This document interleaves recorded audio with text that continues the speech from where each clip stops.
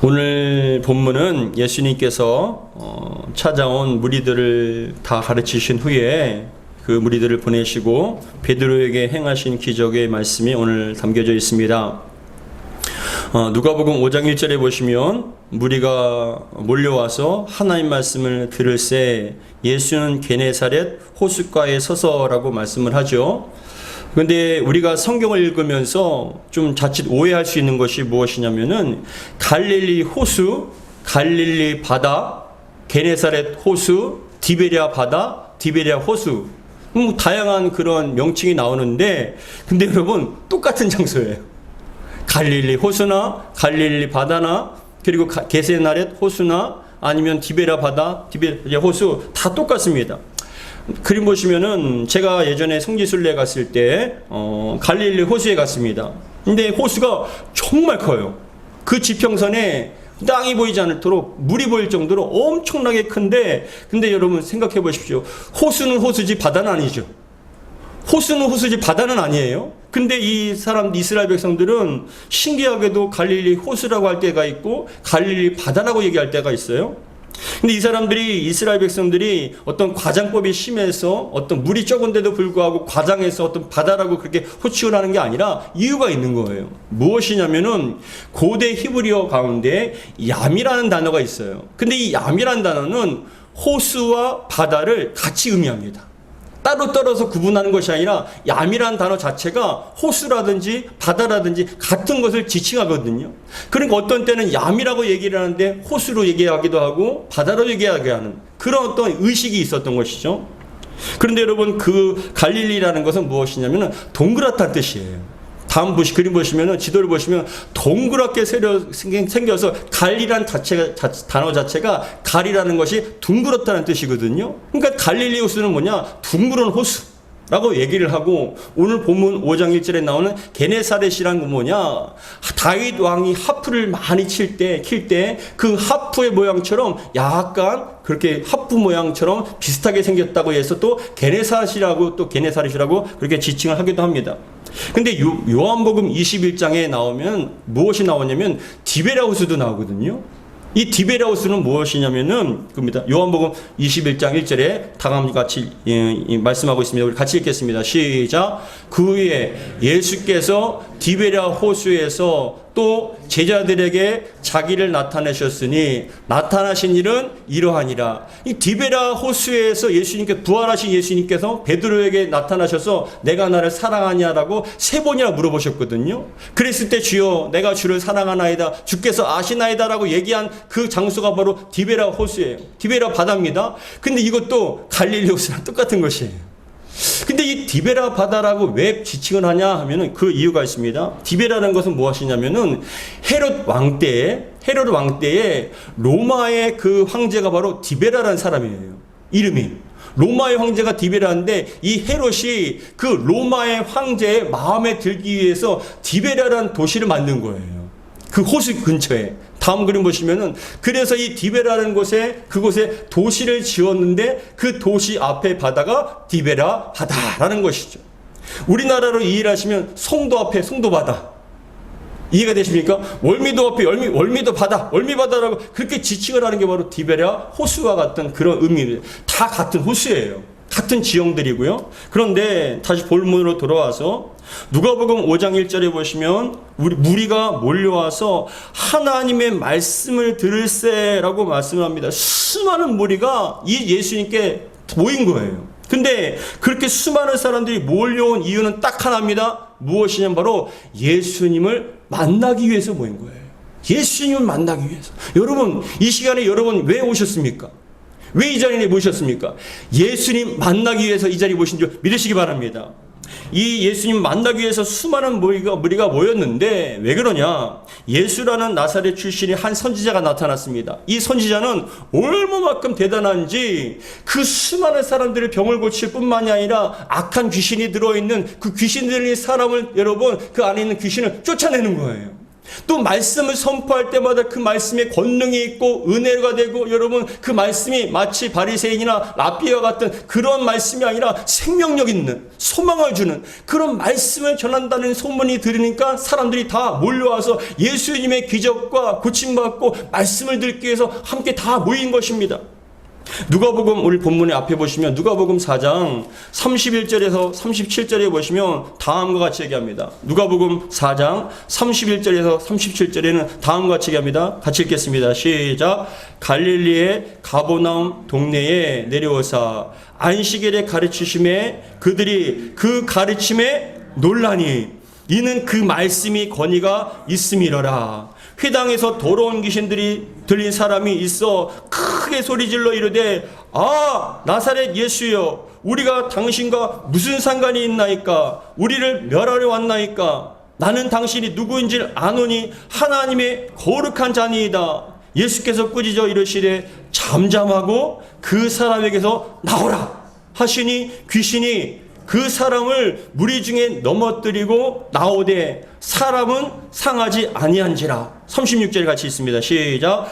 다 놀라 서로 말하여 이르되 이 어떠한 말씀인고 권위와 능력으로 더러운 귀신을 명함에 나가는도다 하더라. 그래서 37절에 이에 예수의 소문이 그 근처 사방에 퍼지니라. 예수님에 대한 소문이 사방에 퍼지니까 그 예수님을 보기 위해서 예수님께 말씀을 듣기 위해서 모이게 된 것입니다. 여러분 다시 한번 주의 이름으로 축복합니다. 이 시간 여러분들이 이 말씀과 예배를 통해 살아계신 주님을 만나시기를 주의 이름으로 축복합니다. 그런데 호숫가에서 많은 사람들에게 말씀을 전하신 후에 예수님께서 호숫가에 배 두 척이 있는 것을 보셨습니다. 우리 오늘 본문 앞에 보시면 5장 2절, 누가복음 5장 2절 같이 읽겠습니다. 시작. 호숫가에 배 두 척이 있는 것을 보시니 어부들은 배에서 나와서 그물을 씻는지라 라고 말씀합니다. 예수님께서 어부들이 배에서 나와서 그물을 씻는 것을 보시는데, 근데 여러분 그 어부들이 심상치가 않아요. 왜냐하면 너무나 지쳐있는 거예요. 너무나 피곤해 보입니다. 세상에 가장 큰 피곤한 것처럼 그렇게 여러분 그물을 씻고 있어요. 근데 왜 그러냐면은 여러분 이스라엘은 원래 물고기를 잡을 때 밤에 나가서 물고기를 잡아요. 갈릴리 호수에는 밤에 물고기가 다녀요. 그래서 밤에 그물을 던져놓고 새벽 즈음에 그물을 다 거두어들여서 물고기를 잡는 그런 형태입니다. 근데 더군다나 여러분 뜨거운 한낮에는 깊은 곳에는 물고기가 거의 없어요. 밤에만 활동하고 밤에만 바닷가 근처에 많이 있는 거예요. 그래서 지금도 오늘날에도 갈릴리 바다에서 물고기를 잡는 어부들은 밤에 그물을 치고 새벽 즈음에 그물을 다 걷어들여서 물고기를 잡는 그런 형태로 지금도 살아가고 있습니다. 근데 오늘 본문에 나오는 어부들은 지쳐있을 뿐만이 아니라 얼굴을 자세히 보니까 여러분 너무나 심각하게 어두운 거예요. 지쳐있을 뿐만이 아니라 어두운 거예요. 근데 그것은 왜 그러냐 하면은 바로 그 사람들에게는 물고기가 한 마리도 없었기 때문에 그런 거예요. 빈 그물을 지금 씻고 있는 겁니다. 저는 낚시를 해본 적이 없어요. 그 낚시에 대해서 잘 모릅니다. 그런데 TV에서 가끔 보면은 호수나 바다에 가서 물고기를 잡는데 어떤 유명한 연예인이 나와서 자랑을 하는 거예요. 자기는 몇십 년 동안 여러분 물고기를 잡았다는 겁니다. 1m가 넘는 물고기들 잡고 하루에 수십 마리 물고기를 잡았다고 그렇게 얘기합니다. 그래서 오늘 내가 많이 잡을 거라고 얘기했는데 여러분 이게 웬 겁니까? 새벽에 나가서 물고기를 잡는데 밤이 늦도록 한 마리도 못 잡은 거예요. 그래서 그 사람이 얘기하기를 야 내가 몇십 년 동안 이렇게 낚시를 했는데 이런 적이 한 번도 없는데, 그러면서 물에 대해서 안 좋다, 뭐 오늘 날이 아니다, 뭐다 온갖 핑계를 다 대는 거예요. 근데 여러분 그렇습니다. 아무리 기술이 좋고 경험이 많아도 안 잡히면 안 잡히는 거예요. TV에 보면 여러분 어부들이 아무리 그물을 던져도 안 잡히는 날에는 안 잡히는 거예요. 아무리 애쓰고 힘써도 경험이 많아도 그동안 많이 잡아왔어도 여러분 빈 그물로 올 수 있는 것이 그것이 여러분 어부의 그런 현실일 뿐만이 아니라, 그런데 중요한 것은 이것이 바로 우리들의 현실이기도 하다는 뜻이에요. 이것이 우리의 현실입니다. 여러분 이것이 바로 우리의 인생의 모습이 될 수도 있어요. 우리도 나름대로 애를 씁니다. 나름대로 노력을 해요. 밤이 맞도록 새벽까지 여러분 열심히 아침부터 저녁까지 열심히 일을 하고 밤새도록 일합니다. 행복한 가정과 삶을 여러분 꿈꾸면서 밤낮없이 노력합니다. 지금 근데 중요한 것은 지금 내게 주어진 것이 빈 그물과 같다면, 아무것도 여러분 얻은 것이 없고 아무것도 남은 것이 없다면 그만큼 공허하고 그만큼 지치고 그만큼 정말 힘든 게 어디 있겠습니까? 여러분 잘 생각해 보세요. 세월이 흘러서 점점점 지치고 피곤합니다. 병든 내 몸을 바라보면서 그래도 여러분 그렇게 지치고 희생해서 내 삶 속에 그래도 열매가 있다면, 남은 것이 있다면, 뭔가 거둔 것이 있다면 그래도 좋을 텐데 아무것도 없는 거예요. 돈도 없고 건강도 없고 아무것도 남은 게 없어요. 헌신해서 여러분 그래도 그렇게 투자하면, 그렇게 정말 그렇게 애를 쓰면 그래도 정말 잘 자라고 세워지는 그 무엇인가 있어야 되는데, 형편이 빈 그물과 같이 아무것도 없는 상태라면 여러분 마음은 더욱더 무거워지는 거예요. 힘들어도 보람이 있어야 되는데 보람도 없는 거예요. 공허한 겁니다. 괴로운 겁니다. 저는 이번 주에 이 말씀을 계속 묵상하면서 참 귀한 은혜를 받았어요. 빈 그물을 싣는 베드로와 그 어부들, 지치고 밤새도록 그물을 던져서 지치고 피곤한 몸인데, 근데 더 힘들게 한 건 무엇입니까? 아무것도 잡지 못했다는 그런 어떤 정신적인 부담감과 고통들, 그런 슬픔들이 저에게 또 전해졌습니다. 나름대로 열심히 살아왔지만 병들고 지친 육신을 바라보면서 아무것도 없는 빈 그물과 같은 그런 삶의 현실을 보면서 그 공허하고 막막한 그 마음들이 저에게도 느껴졌습니다. 근데 여러분 너무나 감사한 것은 빈 그물을 싣고 있는 베드로를 향해서 예수님이 찾아오셨다는 얘기입니다. 여러분 삶 가운데도 주님께서 찾아오시기를 주의 이름으로 축복합니다. 누가복음 5장 3절 같이 읽겠습니다. 5장 3절 시작. 예수께서 한 배에 오르시니 그 배는 시몬의 배라. 육지에서 조금 떼기를 청하시고 앉으사 배에서 무리를 가르치시더니. 저는 이 말씀이 3절의 말씀에 너무나 정말 좋은 게 뭐냐, 예수께서 한 배에 오르시니. 여러분 우리의 인생의 배에 주님께서 오르시기 바랍니다. 반드시 새 일이 일어나게 될 줄 믿습니다. 공허한 인생, 아무것도 잡지 못한 빈 그물과 같은 인생, 육신적으로 노력했지만 열심히 살아왔지만 아무것도 없는 그 빈 그물과 같은 그 인생 가운데 주님께서, 그 인생 가운데 예수님께서 임하시면, 그 배에 오르시면 새로운 일들이 반드시 벌어질 것이라는 것이에요. 인생이라는 배에 예수님께 오르셔서 함께 하시는 축복이 여러분들에게 임하시기를 주의 이름으로 축복합니다. 그런다면 아무것도 잡지 못하고 빈 그물만 싣고 있는 베드로에게 그 배에 오르신 예수님께서는 어떠한 새로운 일을 행하셨을까요? 어떠한 역사를 이루셨을까요? 오늘 이 말씀을 통하여 여러분 인생 가운데 새로운 역사가 나타나기를 주의 이름으로 축복합니다. 오늘 본문을 통해서 주신 말씀 첫 번째, 주님께서 새로운 기회를 주신다는 거예요. 주님께서 새로운 기회를 주셔요. 이것은 다른 말로 얘기하면 뭐냐, 과거의 잘못과 실패에 묶여있지 말라는 거예요. 내가 왜 그랬을까? 내가 왜 이런 삶을 살았을까? 왜 내 인생에는 빈 그물과 같이 아무것도 남은 것이 없을까? 아무리 여러분 후회하고 아무리 그것에 대해서 힘들어해도 그런 인생은 바뀌어지지가 않아요. 현실은 바뀌어지지 않아요. 근데 우리 예수님께서 오셔서 새로운 인생을 출발할 수 있는 기회를 주신다는 거예요. 얼마나 감사합니까? 이사야 43장 18절에서 19절에는 또 다음과 같이 말씀합니다. 우리 같이 읽겠습니다. 시작. 너희는 이전 일을 기억하지 말며 옛날 일을 생각하지 말라. 근데 여기서 얘기하는 이전 일이라는 건 좋은 일이 아니에요. 실패하고 낙심하고 좌절하고 고통스럽고 얽매였던 그런 모든 것에 대해서 여러분 기억하지 말라는 건 뭐냐, 묶여있지 마라, 연연하지 마라, 옛날 일을 생각하지 마라 하시면서 뭐라고 말씀하십니까? 같이 읽습니다. 보라, 시작. 보라, 내가 새 일을 행하리니 이제 나타낼 것이라. 너희가 그것을 알지 못하겠느냐? 반드시 내가 광야의 길을, 사막의 강을 내리니. 할렐루야. 새 일을 행하시는데 광야에 길을 내어주십니다. 없는 인생, 광야 같은 인생에 새로운 길을 열어주십니다. 내가 곧 길이요 진리요 생명이신 예수님께서 우리의 인생에 새로운 길을 열어주실 줄 믿습니다. 더 나아가서 사망의 강을 내신답니다. 메마르고 답답하고 그 갈급한 심령 가운데 주님께서는 어떻게 하십니까? 생명수와 같이 심령에 여러분 생명수를 공급해 주신다는 겁니다. 얼마나 감사한 일입니까? 베드로와 요한과 야고보는 밤새도록 여러분 바다에서 그물을 던지고 또 던졌습니다. 혹시라도 한 마리 더 잡을 수 있을까? 혹시라도 집에서 기다리고 있는 아내들과 자녀들 위해서 열심히 정말 그물을 던졌습니다. 그런데 잡은 것이 하나도 없어요. 몸만 지칠 뿐만 아니라 마음이 무겁습니다. 어떻게 살아가야 되나? 어떻게 이렇게 힘을 내야 되나? 지금 당장 급한 돈이 많은데. 근데 여러분 감사하게도 지금까지 안 됐어도 앞으로도 여러분 계속 안 되라는 것이 없어요. 주님께서 함께 하시면 반드시 되게 될 줄 믿습니다. 새로운 기회를 주신다는 거예요. 얼마나 감사합니까? 주님께서는 밤새도록 한 마리도 잡지 못하고 빈 그물로 돌아온 베드로에게 새로운 기회를 주셨습니다. 예수님께서는 그 게네사렛 호수에서 밤새도록 고기를 잡았지만 아무것도 건지지 못했던 그 베드로에게 명령하십니다. 우리 5장 4절 같이 읽겠습니다. 5장 4절 시작. 말씀을 마치시고 시몬에게 이르시되 뭐라고요? 깊은 데로 가서 그물을 내려 고기를 잡으라. 아멘. 여러분 깊은 데로 가서 그물을 내려 고기를 잡으라 라고 말씀합니다. 주여 지금까지 한 마리도 못 잡았습니다. 빈 그물입니다. 아무리 애를 써도 그물을 던져도 아무것도 못 잡았는데 근데 얘기하십니다.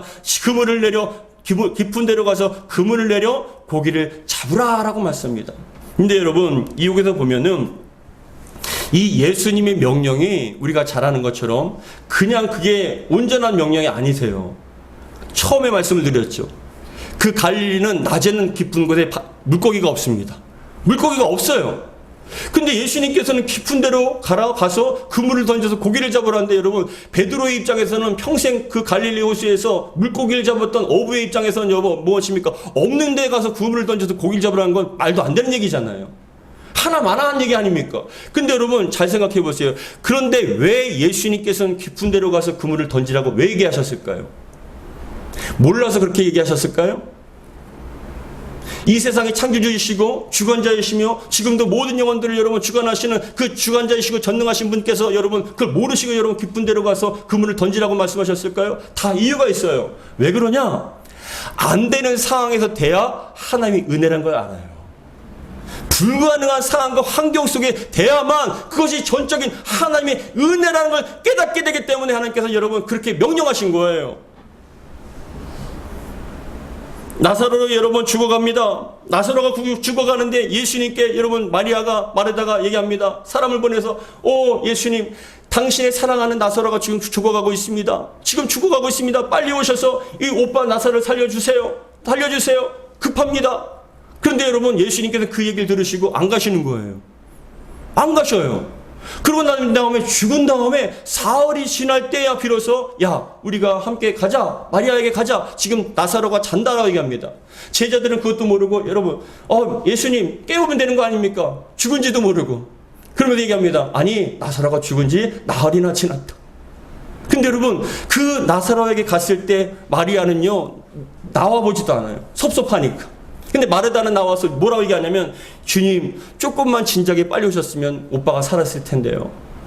조금만 밀작에 일찍 오셨으면 우리 오빠가 죽지 않고 살았을 텐데라고 얘기합니다. 근데 예수님께서 뭐라고 말씀하는지 아세요? 믿기만 하라. 내가 곧 부활이요 생명이다.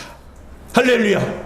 죽은 자 가운데서도 죽은 상황 가운데서 살리신 분이 바로 예수님인 줄 믿으시기 바랍니다. 여러분 인생이 죽은 것 같습니까? 여러분 가정이 여러분 죽은 것 같습니까? 어떠한 소망도 아무리 애를 써도 여러분 죽은 것 같습니까? 그러한 죽은 상황 가운데 살리신 분이 바로 예수 그리스도인 줄 믿으시기 바랍니다. 주님의 은혜 가운데 주님께서 말씀하십니다. 그 나사로야 나오라 했을 때 죽었던 나사로가 썩어서 냄새나는 나사로가 나왔습니다. 이것이 바로 전적인 하나님의 은혜라는 것이죠. 여러분 아무것도 할 수 없는 가장 절망적이고 끝났다고 하는 그때가 바로 하나님께서 일하실 때예요. 지금 가장 절망적입니까? 끝이 보이지 않는 터널을 지나가고 있습니까? 지륵 같은 어둠 가운데 두려워하고 계십니까? 그때가 바로 하나님의 때입니다. 아무리 애를 써도 노력해도 안 되는 그 절망적인 상황이 바로 하나님께서 일하실 그때임을 믿으시기 바랍니다. 그때 주님께서 일하십니다. 하나님이 아니면 안 되고 하나님 아니면 끝났다고 생각하는 그때 바로 주님께서 일하심을 통하여 주님께서 회복시킴을 통하여서 하나님의 전능하심과 살아계심을 보여주는 놀라운 기적을 체험케 해주실 줄 믿습니다. 여러분 삶 가운데 이런 기적이 나타나기를 주님 축원합니다. 여러분 어쩌면 주님께서 조금 더 기다리고 계실지도 몰라요. 아직 덜 죽었다. 아직 상황이 덜 심각하다. 주여 저 죽겠습니다. 주님 아니면 저 죽어요. 끝났습니다. 아니요. 아직까지는 살아있어요. 모든 것이 다 끝났다라고 절망했을 때 그때 주님께서는 임재하셔서 그 가정과 그 삶을 회복시켜 주셨을 때 주여 주님이 아니면 정말 이거는 회복할 수 없습니다라는 그런 아름다운 간증이 나타나게끔 해 주실 줄 믿습니다. 여러분 잊지 마십시오. 주님께서 함께 하시는 한 절대로 우리는 망하지 않습니다. 망한 것 같아도 끝난 것 같아도 부활이고 생명이신 주님께서 다시 살려주실 줄 믿습니다. 두 번째 우리에게 주시는 말씀 두 번째 믿고 순종하라는 것이 믿고 순종하라. 우리가 해야 하는 것은 여러분 믿고 순종하는 것이에요. 우리가 얼마나 만큼 애쓰고 노력했습니까? 논 것이 아니에요. 밤낮 없이 일했어요. 밤낮 없이 애를 썼습니다. 저도 여러분들을 잘 알고 있어요. 정말 쉼없이 일하셨어요. 힘들고 어려워도 정말 가정을 위해서 또한 삶을 위해서 열심히 노력하셨어요. 근데 어쩌다 보니까 더 힘들어지고 더 어려워지고 빈 그물과 같이 아무것도 받지 않는 그런 상황 속에 여러분 할 만큼 다 했을 정도로 정말 난 더 이상 못한다고 했죠. 그 정도로 여러분 열심히 해오셨습니다. 모두가 여러분 나름대로 계획하고 준비합니다. 이렇게 준비하면 되겠구나, 이렇게 하면 되겠구나라고 나름대로 계획하고 준비합니다. 근데 여러분 뒤돌아보면 계획대로 잘 되는 것 같은데 한순간 여러분 모든 걸 다 잃어버릴 때가 있어요. 넘어질 때가 있습니다. 절망할 때가 있어요. 일어나고 또 일어나지만 더 이상 못 일어날 그런 절망의 때가 있습니다. 근데 여러분 절 봐보십시오. 그것이 은혜예요. 그게 은혜예요. 내 뜻대로 안 되는 것이 은혜예요. 실패하고 잃어버린 것이 은혜예요. 왜냐? 그렇게 되었을 때 주님의 은혜가 얼마나 크다는 것을 깊이 알 수 있기 때문에 주님께서는 그것을 기뻐하시는 거예요. 여러분 안 되십니까? 더 심각해지십니까? 더 어려우십니까?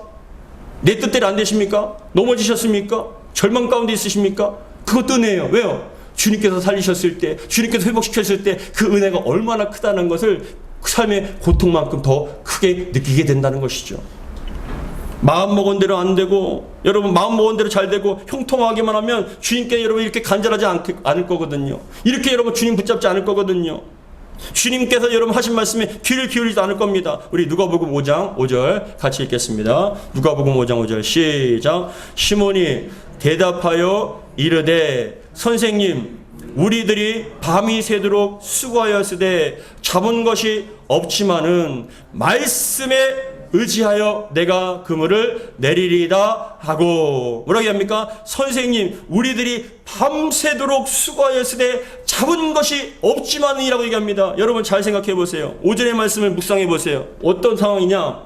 만약 베드로가 밤새도록 그물을 던져서 많은 물고기를 잡았으면 여러분 순종하겠습니까? 부족한 것이 없는데 많은 것을 많은 물고기를 잡았는데 뭐하러 또 갑니까? 근데 중요한 것은 밤새도록 그물을 던졌지만 아무것도 잡은 것이 없던 그런 실패의 상황, 절망의 상황이 되니까 하나님 말씀에 귀를 기울이고 그 말씀이 순종하게 되더라는 것입니다. 그것이 은혜라는 것이죠. 베드로가 뭐라고 고백합니까? 선생님 우리들이 밤이 새도록 수고했을 때 잡은 것이 없지만은 이것이 바로 저의 고백이에요.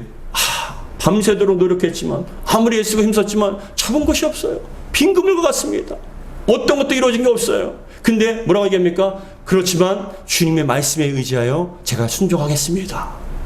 말씀에 듣고 순종하겠습니다. 여러분 실패하니 겸손해지고 겸손하니 주님의 말씀에 귀를 기울이게 됩니다.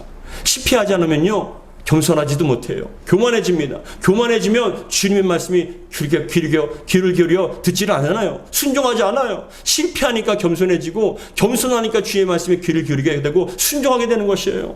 순종하니 어떻게 됩니까? 우리 6절과 7절 같이 읽겠습니다. 누가복음 5장 6절과 7절입니다. 같이 읽습니다. 시작.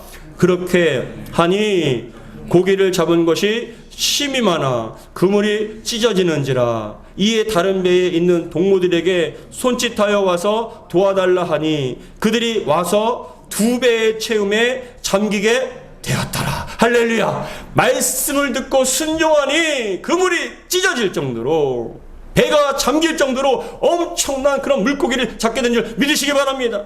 이런 축복이 여러분 삶 가운데 나타나기를 주의 이름으로 축복합니다. 그런데 여러분 이것이 다는 아니에요. 이것이 다는 아니에요. 6절에 참 중요한 말씀이죠. 그렇게 하니 말씀에 듣고 그렇게 하니 여러분 심이 많아 찢어질 뿐만이 아니라 2배가 잠길 정도로 됩니다. 여러분 이것이 예수 믿는 자의 복입니까? 그냥 인생의 해피엔딩으로 예수님 믿으니까 잘됐다. 그게 여러분 목적은 아니에요. 그것이 끝이 아니에요. 더 중요한 목적이 있어요. 세 번째, 우리에게 무엇을 원하시냐? 세 번째, 나를 위해서 사는 것이 아니라 주님을 위해서 살아라는 거예요. 나를 위해서 사는 것이 아니라 주님을 위해서 살라는 것이에요. 이제 나를 위해서 사는 것이 아니라 주님을 위해서 살라는 것이에요. 그런 경험을 통해서 야, 내가 아무리 노력해도 안 되는구나. 인생이라는 것이, 가정이라는 것이, 또 자녀라는 것이 내 뜻대로 되는 게 아니구나. 이제는 누구를 따라가야 됩니까? 주님을 믿고 따라가는 거예요. 그런 인생을 살라고 이 경험을 통해서 여러분 깨닫게 해주시는 거예요. 우리 7절부터 8절부터 11절까지 같이 읽겠습니다. 시작. 시몬 베드로가 이를 보고 예수의 무릎 앞에 엎드려 이르되 주여 나를 떠나소서 나는 죄인이로소이다 하니 이는 자기 및 자기와 함께하는 모든 사람이 고기 잡힌 것으로 말미암아 놀라고 세베대의 아들로서 시몬의 동업자인 야고보와 요한도 놀랐습니다. 예수께서 시몬에게 이르시되 무서워하지 말라. 이제 후로는 내가 사람을 취하리라 하시니 11절이 가장 중요한 핵심이에요. 가장 중요한 말씀이에요. 뭐라고 얘기하십니까? 11절에 시작. 그들이 배들을 육지에 대고 모든 것을 버려두고 예수를 따르니라. 누구를 따라갑니까? 예수를 따라가라. 모든 걸 다 대버려두고 삶을 포기하라는 얘기가 아니에요. 그동안 붙잡고 있었던 건 이거 붙잡으면 살릴 수 있을까? 저거 붙잡으면 살릴 수 있을까? 그렇게 자꾸만 붙잡았던 것을 다 내려놓고 주님 붙잡았을 때 인생이 회복된다는 걸 깨닫게 되는 거예요. 이제 내가 주인이 아니라 주님이 주인이십니다. 이제 나를 위해서 사는 것이 아니라 주님을 위해서 살기 원합니다라고 그렇게 인생의 주인이 바뀌어지라는 것이에요. 여러분들의 인생이, 여러분들의 가정이 그렇게 되기를 주의 이름으로 축복합니다. 여러분, 저는 기회 있을 때마다 우리의 신앙과 기도의 목적과 이유에 대해서 자주 말씀을 드려요. 기도를 하더라도 똑같이 그렇게 기도하지 말라는 거예요. 뭐냐? 예전엔 여러분 우리는 늘 주님 건강하게 해주세요. 물질이 풍요롭게 해주세요. 사업이 잘 되게 해주세요. 자녀들을 잘 되게 해주세요라고 기도합니다. 그런데 이러한 기도는 여러분 신앙이 어렸을 때의 신앙이죠. 처음 초신자의 신앙 아닙니까? 모든 것이 내 중심이에요. 나를 위한 거예요. 잘 되게 해주세요. 내가 잘 돼야 됩니다. 나를 위해서 내가 행복해야 합니다. 근데 그곳에는 주님이 없어요. 주님의 이름을 부르지만 결국은 나예요. 모든 게 나예요. 근데 여러분 신앙이 성숙하면 어떻게 되는 줄 아십니까? 주님 물질 주셔야 합니다. 왜요? 주님께 영광 돌리기 원합니다. 주님의 일에 힘써야 됩니다.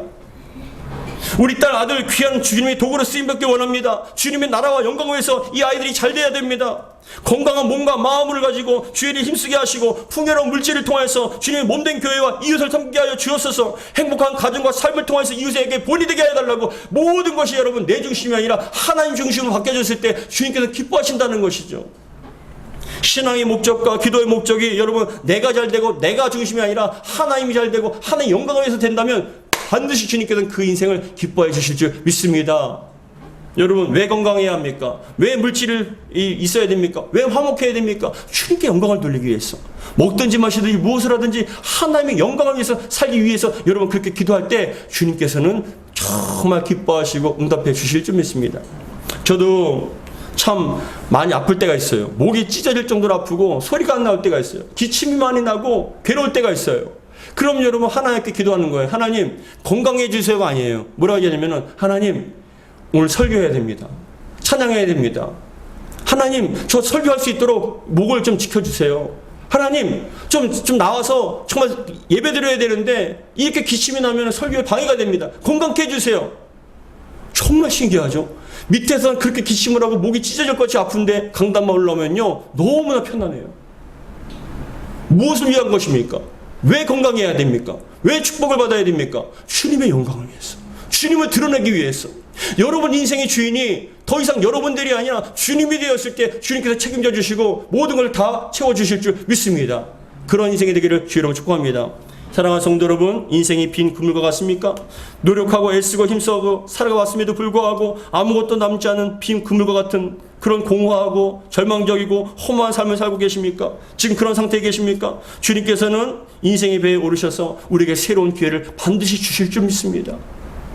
과거에 얽매이지 말고 실패에 얽매이지 말고 정말 새로운 길을. 그래서 지금까지는 여러분 실패했지만 지금까지는 사막과 같고 광야와 같았지만 이제는 주님께서 정말 역사하심을 통하여 주님의 살아계심과 전능하심을 보여주실 줄 믿습니다. 더 나가서 깊은 데로 가서 그물을 던지라. 그러면 고기를 잡을 것이라는 말씀 가운데 여러분 이해되지 않아도 아멘 순종하고 순종하시기 바랍니다. 놀라운 역사가 나타나게 될 줄 믿습니다. 그 역사를 통하여 여러분 인생의 주인이 여러분들이 아니라 주님이 되시기를 주의 이름으로 축복합니다.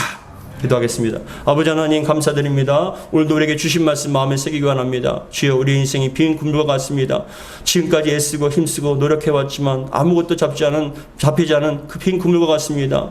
정말 밤낮 없이 노력하고 돈을 벌었고 정말 애를 썼습니다만 그러나 남은 것은 아무것도 없습니다. 주여 그러한 삶 속에 절망적이고 슬프고 괴롭고 공허한 그러한 삶 속에 주님께서 다시 한번 우리 인생의 배에 오르셔서 우리에게 말씀하시고 우리에게 정말 새로운 기회를 주심을 너무나 감사드리고 우리가 주님 안에서 새롭게 출발할 수 있도록 은혜 베풀어 주옵소서. 더 이상 실패와 좌절과 고통의 시간이 아니라 이제 새로운 인생, 정말 주님과 함께하는 인생, 주님께서 기뻐하시는 인생, 주님께서 책임져 주시는 인생으로 바뀌어지게 도와 주시옵소서. 우리의 빈 그물이 아니라 우리의 삶 속에 풍요로운 정말 찢어질 것 같은 그런 큰 그물, 풍성한 그물이 될 수 있도록 축복하여 주시옵소서. 그것을 통해서 내가 주인이 아니라 오직 주님께서 참된 주인이시며 주님의 영광을 위해서 살아갈 수 있는 죄가 되게 도와 주옵소서.